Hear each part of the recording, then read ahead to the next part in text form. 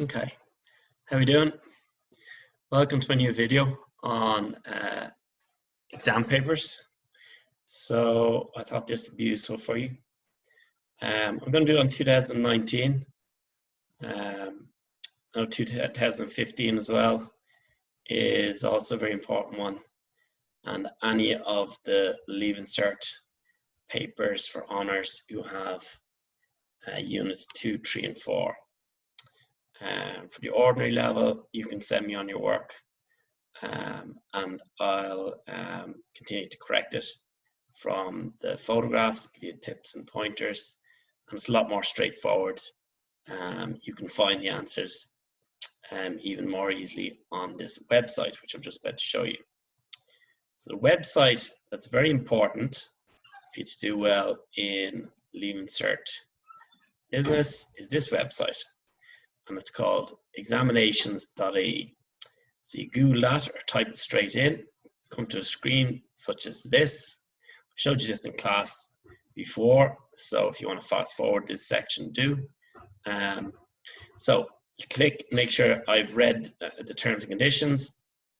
You click here whether you want the exam paper for business 2019 or the marking scheme, which is the answers basically for 2019 with all the marks, how many's going for each different point. Okay, so then you type in the years. 2019 is what I typed in. Type in the subject you want, Leaving Cert Business Studies. The last one allows you to choose a subject. So choose business, and then come down here and double click on higher level English version. And then you'll have that open. If you right click it, you can open it into a new tab, right? Because it's nice to have the answers and the questions side by side, especially when you're starting off until you get good at them. When you get good at them, obviously then don't look at the answers much, try and do it yourself. And remember, one of the biggest obstacles is time and organization. So time, a lot of students run out of time because they don't have a timer in front of them and they're not timing their questions exactly. And trying to maybe do too much on one question or one part of a question, and then they run out of time at the end. The other problem is organization in terms of making sure that you have the correct format for your answers. And that is, again, we've mentioned this a lot of times in class, state, explain, maybe 3 bullet pointed sentences to explain an answer. One of those explanations might be an example. And in most cases, when the marks are, depending on the marks they're going for it, you're going to need to state 3 explanations and an example. But depending on time, you might just put one of those examples in as your final explanation. So it's good to have examples. It shows a better understanding of your answer and how you're answering questions. So, okay, moving on. So I've already opened up these 2 files. The exam paper is there. And then we have on the next tab, we have the answer guide. Okay, so I'll maybe do a few questions, stop the video, and then do another one rather than it being too long. So what we'll do is we'll start in here, we'll have a look. Obviously, a lot of students sometimes forget to look even at the start of the exam and see exactly how much time and everything. So you've got 9:30 to 12:30. That's 10:30, 11:30, 12:30. So obviously that's 3 hours. And here is where your examiner is going to be putting in the marks for your exam, as you saw in your mock exam. And it usually starts with your short questions, which are 80 marks. Again, I've given you a lot of documentation on this on my website, and we've gone through it in class, how to approach exams and also marks going for different sections and how to organize your answers and all. Okay, so this section is compulsory. That means you have to do it. It's 80 marks. You answer 8 questions. Each carries 10 marks each. And I was recommending that you do every question, especially if you have time, because you might think you have a question right, but it might be wrong, and then they'll pick your best 8 out of the 10. So if I was doing it, I'd often have time, and I'd do, when I was a student, I did Leaving Cert Business, and I would have done all 10, yeah? So I'd recommend students to do that. So number one then gives you a list of column different items, and you have to match them with the column on the right. So we'll do maybe one of these, and I'll move on maybe to section 2. So I think all the short answers are going to be very easy to find for yourself on this. So we'd be wasting time, I think, if we did any further. But we'll flick through quickly some parts, or you're going to be here all day listening and getting bored, and then we'll go through a few of the different sections, give some pointers, and pick out a question each one. So this one here we've got is a question that asks you to match up job description, norming, manpower planning, person specification, and chain of command with the list of items here.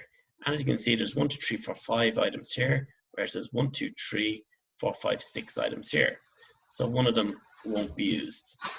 Okay, so if we look across, we need to be able to find and access all of the answers for each section.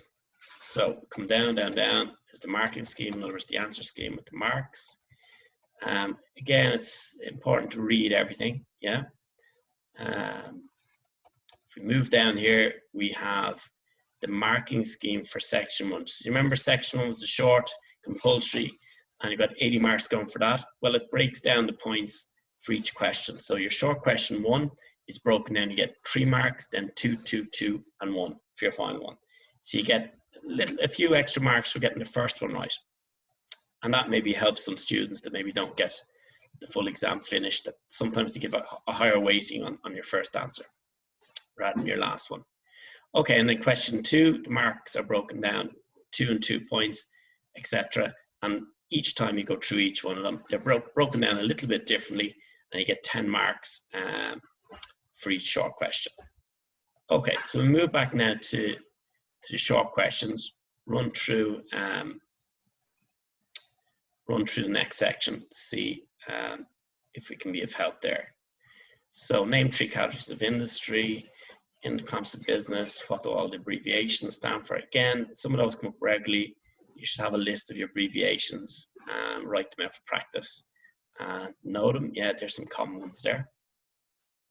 Explain national minimum wage, describe one possible impact, outline 2 problems, Ireland's trading goods.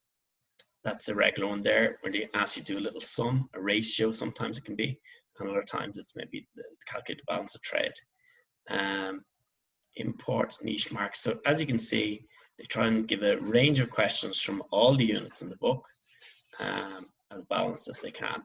That can sometimes pop up in short questions as well. If not, then if they don't do it in the short questions, they'll usually give you a question on the break-even chart then in the main section. Now, good tip for that is at the start of the exam papers that I bought for you, you'll see at the front, it gives you which questions came up the most often in the exam. So even though it's dangerous to predict what exactly is coming up, it'll give you a good flavor of what comes up regularly in the exams. Right, so section 2 then we know is sometimes called a case study. Some people call it a case study, some people call it an ABQ, not to get confused with it. And these are not the units that your exam are going to be based on, because every year it's based on different units, this section. So for your year, it's based on units 2, 3, and 4. And there's 80 marks going for it. And again, the recommendation here is to read it, underline key bits. But step 1, as we said in class, is to read the questions first in the case study. So then you know what bits you're going to be thinking of highlighting.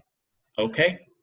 So you're going to be using your state, explain, and you can put an example if you want as part of your explanation, but the more important thing here is to have a link or quote coming directly from the text to back up what you're saying in your answer.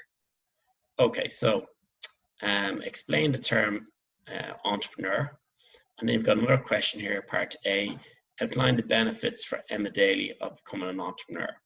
So let's now look at how they're going to break down the marking scheme for part I and part 2 of part A on the marking scheme. So if we go down here, first of all, they give you the marking scheme, okay? And then if you go a bit further down on the screen, you'll get the answers, right? Or a good bit further down, you get the answers. So explain the term entrepreneur. Using your cop on, you'd be thinking to yourself, they're not going to give me a lot of marks for just one definition. So there's 6 marks going for that. So you have to use a bit of maths in your head then. So there's 6 marks going for that.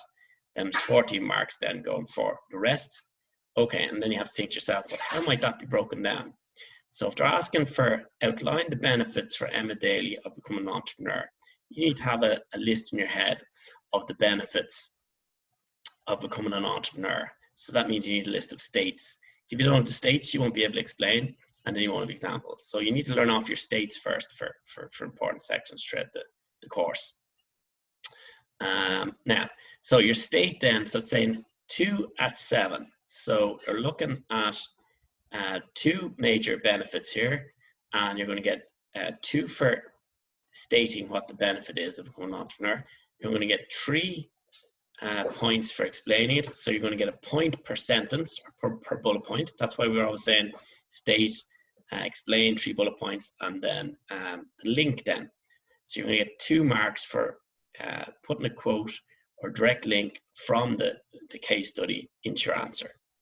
Okay, and yeah, so if you add that up, then you've got 2 by 7 is 14. 14 then is 6 will give you 20. So there's your 20 marks for your case study. Now, evaluate. You really need to have, on my website, you've got a list of key terms and explains exactly all those command words. If you don't understand what evaluate means, you're going to struggle to answer the question appropriately. So make sure you've looked at a file called command words on my website under Leaving Cert Business Resources. Okay, so evaluate the management activities involved in the operation of Oakfield, a lodge wedding venue. So there you got to start thinking to yourself, I need to know the management activities, or I'm not going to be able to answer this question. Okay. And remember, we were talking about the management activities. There's a little mnemonic we learn: planning, organizing, controlling. Sometimes they add in leading into that. It can be argued whether that could be put in or not. But yeah, so first of all, you need those 3 that I mentioned, and you're going to have to state them. You're going to have to explain what that activity is about. So in other words, what's organizing about. Name it as organizing. That's your first marks going for that. Then you're going to explain it, and then you're going to put your link. So the activity is just another word for a state. So you're getting 3 marks for stating organization. You're going to explain it then, and you've 2 marks going for that. And then you're going to link it back, and that's going to be 3 marks. So often explanation would have more marks than 3 usually for it. This one is just 2. So link then it's a lot of marks going for that, in that it's your 3 marks there.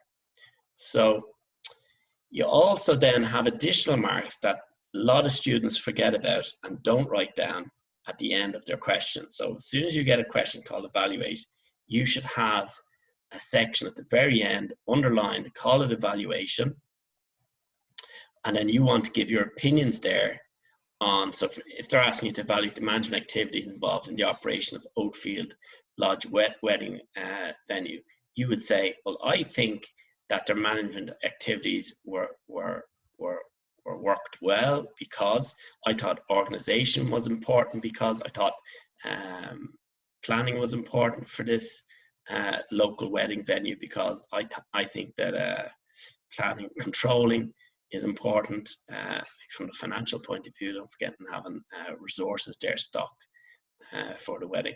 But anyway, so you need to be thinking along those lines. And then if you look at the marks, again, you need to do a little bit of maths. 3/8 are 24.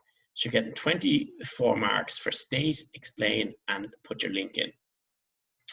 But then you're getting the last 6 marks for your heading called evaluation, where you give your overall opinions on why this was good or bad. Yeah. Okay, and again, any questions, make sure you give me an email. I've given it out to you many times.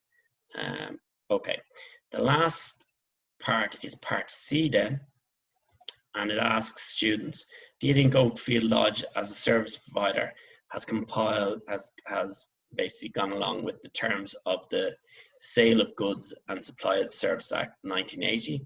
Now, I told you this is a really important act to learn and to make sure you have enough states on it. and to be able to explain those states, and then you can have a few examples as well. So explain your answer using the knowledge of the law and refer to the text of the ABQ. So here then, because it says, do you think, they're giving, that's a type of question, if you're aware what type of question we're asking. So 3 9s are 27, and that's broken down with state, the point of law. So for example, you might have fit for purpose, just that on its own, that'd be your state. Of mercantile quality, that would be another one maybe. And then match description, that could be another one. And you leave it at that, but then you'd explain each of those states, and then you'd show links on whether they're being applied or not in this particular case study, right? So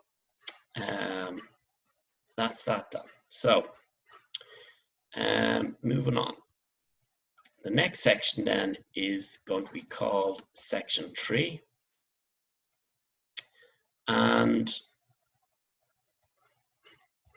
in section 3, very important to note is that you answer 4 of your best questions from section 3. Obviously, there's more than 4 there, you just pick the best 4.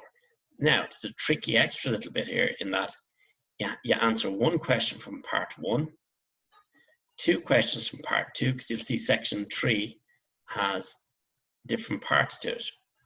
So you answer 1 question from part 1, 2 questions from part 2, and 1 other question, so you can get your last question from either part 1 or part 2. And they'll all carry the same amount of marks. So the way this is broken down, part 1 is usually a question based on unit 1 in the book, and that's about people in business. And as you can see, they've asked you here, explain each of the following terms in relation to the law of contract. Again, very important, law of contract. And provide an example in each case. So explain the following terms, right? 4 at 5 marks each. And that's going to give you your 20. 4 5s are 20. And it's 3 plus 2. Okay, and again, always keep in mind, state, explain, and example. So in this case, if they've given you some of the terms, well, then you're going to concentrate more on the explanations and the examples. But if they haven't, then you want to be able to state capacity, state considerations, state legality of form, state consent contract, then give your explanations and give an example within the time. So it's only 20 marks going for it. So you wouldn't be spending all day writing out all what's in the book on capacity contract. You have to be selective with your information when you're giving answers. Okay, so you have to pick out the most important bits, in other words. Part B then of the same question, question 1, asks for 3 reasons other than pay for an industrial dispute. And again, there's 20, you need to be always look for how many marks are going for it. So obviously there's a lot more need to be written for this one because it's 25 marks. This one's only 15, this one's 20. And outline 3 reasons other than pay for an industrial dispute. So you have to come up with those 3 reasons. And if it says 3, you're obviously going to need 3. And then 3 by 5, so you're going to state for 2 and then explain for 3. And one of those sentences could be an example instead of an explanation. You still get the 3 points. So that'll be 3 5s or 15. 15 minus 25, you're going to be looking at 10 marks. Okay, so 4, 5, 6, 7, 8, 9, 10. So that's adding up to 10 there. And says discuss the procedures which must be followed before an official industrial action can take place. Okay, so you need to discuss then procedures. Here we've only got 10 marks left, so you want to be listing out the procedures, the official industrial action that you can take, and again, when you have an opportunity to give an example and explain, and then yeah, obviously only 10 marks, so you wouldn't go overboard. Okay, moving down. Evaluate the small claims procedure for resolving conflicts. Again, the pros and cons, evaluate's a very important question. And then at the end, also, in addition to pros and cons, put a title at the bottom, underline and call it evaluation, and give your overall opinion on what you think. Do you think it's a good procedure? Do you think it's a good court? Why? Yeah. Okay, so it's 15 marks going for that. So 3 4s are 12. So you're getting your your marks for state and explaining, maybe an example again instead of one of the explanations, and then 3 marks left over at the end for an evaluation. Okay, so that gives you an idea of how these questions operate. I'll just quickly go through the overall questions, and then we'll be able to break them down a little bit for you. So question 2 then is domestic environment. And again, a lot of the questions are often based on units in the book. So it's good to get used to what the units are called in your book. So go to your book and find out the units, and then match them off into the unit questions on the exam papers. And then maybe have a think about what unit are you particularly comfortable with, which one are you going to be, which 4 questions are you going to focus your attentions on in the exam. Again, if you have time, you might do an extra question because they'll pick the best one. Yeah. And that's what I'd do. Okay, so this one is talking about various different things. Marks are broken down similarly. I'm not going to go through the same thing again, but just to know that all these questions are going to be worth 60 marks. So they're all going to be broken down with similar type of marks, 20s or 25s, 15s, in and around that for each question. Okay, we scroll down more. We see question 3 is on the international environment. Now we'd be thinking there about the EU. We'd be talking about Unit 7 that I did a video on recently. So when you're thinking about the international environment, you're thinking, well, that's a question from Unit 7. So you need to get into your head which question is related to which unit in the book. Section 3, Part 2, scenario in Part 2. Again, similar type questions. Section 3 is all the same. They're all worth 60 marks. And then again, looks broken down 20, 20, 20. And same idea, you want to be given your state, explain, and examples. All the way through all these questions for Section 3. And just be aware of where the marks are being broken down. So you break those down a bit further to analyze them, and you'll get to that end. So outline the effects of decrease. This is managing business and business in action from units in the book. And again, marks are broken down there for you. Question 6. Again, there's no point repeating myself. And question 7. And okay. So then it just goes through some of the actual answers. So what we're on now is the actual answers for the full exam. So all those short questions are answered first. Okay, and then you scroll down, you wait till you get to section 2, right? There's section 2, so that's the ABQ or case study, and that'll be big long answers. That's to be nice and long. You might put in red pen the links, or in bold as they've done there. You might underline them if you have time. And again, that's still, so the ABQ, you nearly want about 3 or 4 A4 pages for your ABQ answers as a general rule about that. But again, it's all dependent on time. Okay, so let's see where we are. Section 3 then, again, full answers there. You've no problem opening this up and finding the answers. And the marking scheme, remember I showed you, was up at the top, broken down quite easily. If there's something confusing though, after you've read through these answers, something you don't understand or something that you're not familiar with the marking scheme, you need to make me aware and say, sir, this is confusing. What's the story with this? That's no problem, and I'll come back and help you with it. And I think by the sounds of things, we'd be allowed into class, I think, for 2 weeks before the exam. That's as it currently stands. I don't know if that's confirmed because I don't know what way the COVID-19 is going to go. But when we know, you guys will know, and then we'll work accordingly. Okay, so there's all your answers, all the way to the bottom. Let's see if there's anything at the bottom there that I'm missing. No, that's all section 3. Going through part 1 and 2, section 3, all your different possible responses. I suppose the important thing to note there as well is it's all the possible answers. So to give you way more answers than you need, okay? So you just look at the marking scheme and you'll be able to tell how many states you need, because we've done a lot of that in class. And the rest are just extra notes. And those little extra notes there, you can pop into your mind maps and pop into your own notes to add to the notes that you have. Because these are very specific, obviously very related to the exam papers, so they're going to be very relevant. Okay, that's it. I think that's enough for today. Thanks for your attention. Hope all are well, and I hope that was helpful. Bye-bye.